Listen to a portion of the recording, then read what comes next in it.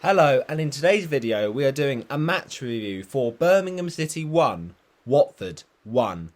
Of course, this was a match that finished a draw on Tuesday night at the Championship Stadium of St Andrews, and it's a point apiece for the Blues and the Yellows as Troy Deeney, his absolute iconic Watford team that he used to play for, draws against his boyhood club that he's now joined, Birmingham City. So we're going to review the match in a nice, brief and concise way.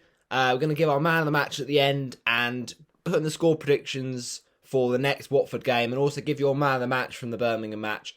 And Watford, of course, next have Preston on Saturday, so that will be an interesting another away trip. But Watford are unbeaten after the first 4 games, so it's a good start for Rob Edwards. However, it was a bit a shame of the way that Watford started the game, just a little bit frustrating in terms of they didn't take their chances. They were battering Birmingham and hit the post, got a shot cleared off the line, and ultimately fell asleep for that goal from Hall. Well set up by Hogan, but, you know, we just needed to kind of read the situation better. It was a good drag back from Hall and a nice finish into the corner nice finish into the corner from Hall after the drag back from Hogan.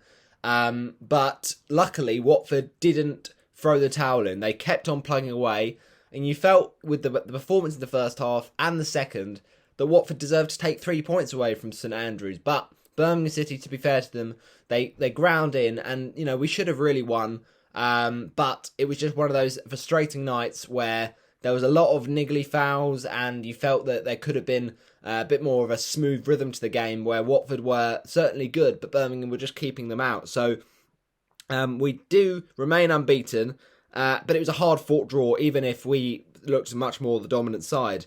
I mean, talk about chances, Vakun Bio, I mean, how he's missing that header. It's a brilliant piece of Watford play, attacking. Really good ball in from Joao Pedro. And then he heads it over the bar. And then you also saw Bio redirect Cathcart's header inside against the inside of the post. And George Hall gets the goal against the run of play. And it's just a frustrating one because we had chances, you know. We had a chance cleared off the line. And of course, Ken Sema with an opportunity. He smashed an angled drive past Ruddy to get the goal, obviously, to bring them level. And there was claims of a first goal for Ray Manai. It's very unclear. Some places have got Watford's new signing as getting his first goal, such as the Watford website, so that's quite something to trust. But then BBC Sport and Google and all these things have got Ken Sema as the goal scorer. So it's just one of those ones we will never know, but ultimately Sema did brilliantly, and Manai, he'll probably get a lot more goals this season if he's in those kind of good positions. So encouraging from Ray Manai to kind of show that kind of performance, especially when you think about the fact he wasn't starting the game, he came on and he made an impact. Bio, for me, was struggling throughout most of the game, but one player I thought was really good was Yasser Asprilla. I thought he looked lively in the middle of the park. I thought Ken Sema was superb. I think it suits Sema much more in this kind of game where he can get down the wings. I mean, we played a 3-4-1-2, which was a bit more balanced, I guess, with Asprilla as that kind of number 8 behind the strikers of Joao Pedro and Bio. And Chowdhury, I thought, was superb on the night. So we can really be proud about as a signing of him. We've also brought in Keenan Davis, who's going to be key for our strike force. Hopefully will be the right Emmanuel Dennis replacement. And we've been linked with Jack Stevens from Southampton. So hopefully Stevens can come in. It'd be nice to get another player through the door. Let's see what the Pozzos do, though. I'm not holding out for much more. But at the end of the day, we've got a good squad. It's just about gelling these players together and finding the right system. But it was a frustrating night for sure, because we certainly did have a lot of opportunities to win this game. So yeah, we will finally have a 3 o'clock kickoff next week against Preston. You know, I'm just hoping that we can actually get our first away win of the season in that game, because away from home, it's been 2 very different performances. Against West Brom, We certainly deserved to lose that match. So to get a point from it was fantastic. It was kind of daylight robbery, really, with the amount of chances West Brom hammered at Watford's defence, and Daniel Batman just kind of bailed them out every time. The difference with this game was we should have got 3 points. So you would say on the reflection of it, oh, that's fine.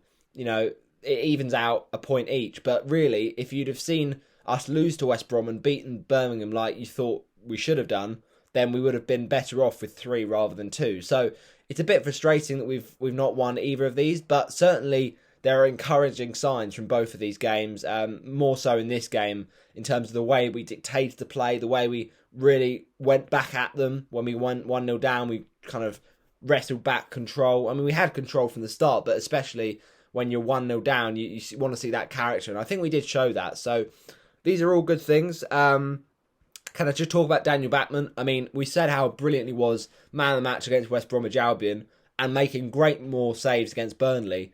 But he's done it again, Daniel Batman. He didn't have a lot to do on Tuesday night. As I say, I think Watford were the dominant side, but a couple of really good saves still. So that this guy is really doing well this season. And, I worry about, whether he'll stay. I think he should. But I actually feel for Okoye, because he's been brought in, Maduka Okoye, from the Sparta Rotterdam, the Nigeria goalkeeper, to kind of come in as this number one. But Batman is saying to him, well, he's got no chance of getting back in this team because of the form that Batman has shown. So superb Daniel Batman. Craig Cathcart, very unlucky, obviously had that header that hit the post, and just generally looked quite good in most parts of his game.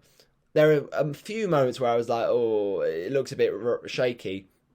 But ultimately, as I say, it was a good effort from Watford. Kabasele had a chance, obviously quite close range, but it didn't really test Ruddy. So, we kind of got more confident as the second half went on. It was just that we didn't quite do enough to ultimately pierce through that Birmingham team. When you look at the stats, the domination isn't really reflected that much, because only 2 shots on target from Watford, but 14 shots, double that of Birmingham. It really was a one-way show for most of it. But certainly Birmingham had a bit of threat, and they played all right. So you got to give them that. But I think there's a lot of encouraging signs.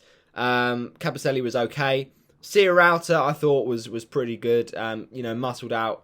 Birmingham's forwards and Hogan and Deeney, and obviously it was interesting to see Troy play, but it's one of those things. It's weird, but it's football, so you just have to get on with it. And he was quite quiet over the night, so it was a relief to see him not score against us. And then, of course, we had Gaspar starting once again, who I thought was all right, to be honest. I thought he was okay in periods, and he's getting better as he kind of develops as his Watford career, but obviously he's got a long way to go. Chowdhury, as I say, was superb. Kayembe was a bit frustrating at times, but generally okay. Trying to break up that midfield, but Chowdhury was so good at breaking up the attacks for Birmingham and getting the ball back, winning it back, and distributing it. Really, really great game from Chowdhury, and I thought he was unlucky to get booked. But it was also, there was a challenge on Ken Sema, so there was a couple of dodgy challenges from Birmingham, especially that one on Ken Sema that looked to have hurt him, but he was luckily okay to carry on for a bit, and then he obviously got subbed off for Hungbo. I think it's early days for Hungbo still, but Gosling came on, didn't have a lot of time to do much, as most weeks. And Joao Pedro, let's talk about him, because for me, he was probably our player that, as harsh as this sounds, cost us the 3 points on Tuesday night. Because yes, he's good, yes, he's got energy, but some of his decision making was really, really poor. I mean, his passing was so off it, and also his composure. That chance at the end, 9 times out of 10, you'd see him go through and finish that, but really just looked a little bit, I don't know, hasty today. So I think he'll be better in other games. He's been superb most of the season, but it's just one of those days for Joao Pedro. It's just unfortunate. So all in all, a good point. Obviously, shame to see us concede first, but good to see a reaction. Sema get the goal, I think, if it wasn't Raymond but ultimately Watford, man of the match for me. It's a difficult one because of the fact that we were so dominant. I thought most of the team was really, really good, but for me, with his contribution for the goal, it's Ken Sema. Thanks for watching. I'll see you next time. Bye-bye.